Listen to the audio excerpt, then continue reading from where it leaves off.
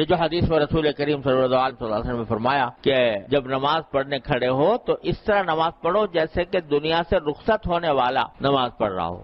یعنی اگر فرض کرو ہمیں پتہ چل جائے کہ بھئی 1 گھنٹے بعد تمہارا پیغام آنے والا ہے، اگلے گھنٹے میں تم دنیا سے رخصت ہونے والے ہو، اور اس میں جو نماز پڑھنی ہو پڑھ لو.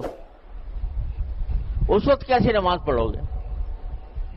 اس وقت کیسی نماز پڑھو گے جب دنیا سے رخصت پتہ چل گیا بالکل پکا کہ 1 گھنٹے بعد تمہارا انتقال ہونے والا ہے، اللہ تعالیٰ کی بارگاہ میں پہنچنے والے ہو. اب جو نماز پڑھو گے وہ کیسی پڑھو گے؟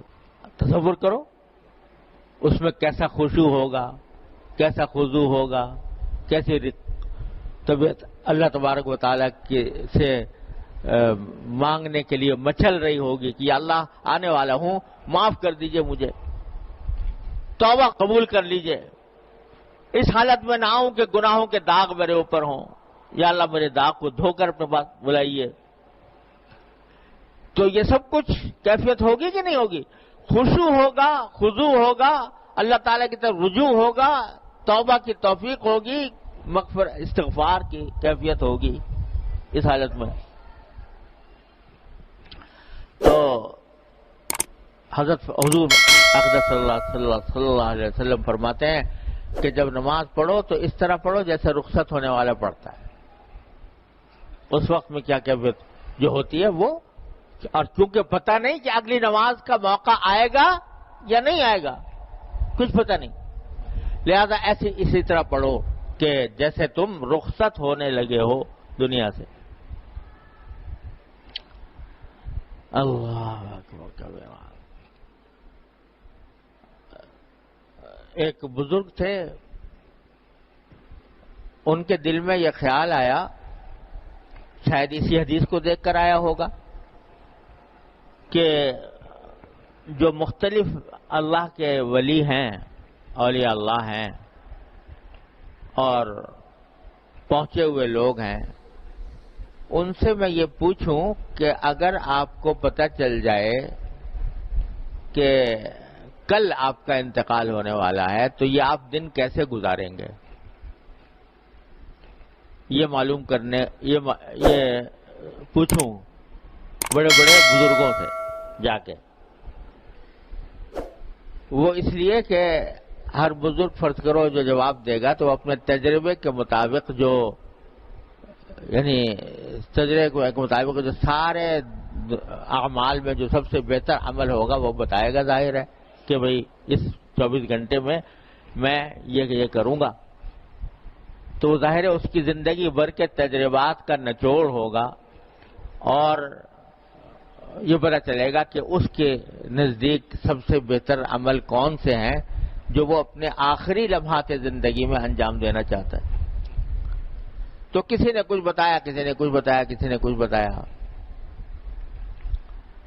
تو ایک بزرگ سے حضرت عبد الرحمن ابن ابی نعم رحمۃ اللہ علیہ، تابعین میں سے ہیں، ان سے پوچھا کہ حضرت اگر آپ کو پتہ چل جائے کہ کل آپ کا انتقال ہونے والا ہے تو آپ اس آج کا دن کس طرح گزاریں گے، کیا کریں گے؟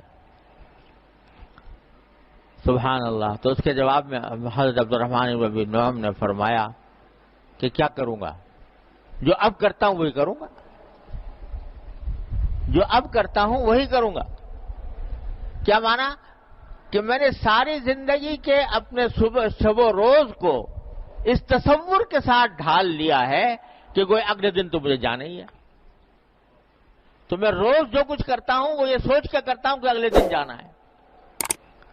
تو اب اگر آپ مجھ سے سوال کر رہے ہو کہ تو یہ کوئی نیا سوال تو نہیں ہے، میں تو اپنی ساری زندگی سے سوال کے جواب میں ڈھال لی ہے. جو اب کرتا ہوں وہی اس وقت بھی کروں گا. تو اللہ تبارک و تعالیٰ اپنے رحمت سے جب یہ تصور دل میں پیدا فرما دیتے ہیں کہ کب، ہمارا حال تو یہ ہے غفلتوں کا کہ اپنے ہاتھوں سے قبرستان جاتے ہیں، اپنے ہاتھوں سے اپنے عزیزوں کو جنازے کو کندھا دیتے ہیں، اپنے ہاتھوں سے مٹی دیتے ہیں، اپنے ہاتھوں سے قبر میں اتارتے ہیں. لیکن وہاں سے ہاتھ جھاڑ کر اس طرح چلے آتے ہیں گویا یہ تو ان کے ساتھ پیش آ گیا واقعہ، میرا تو اس سے کوئی تعلق نہیں،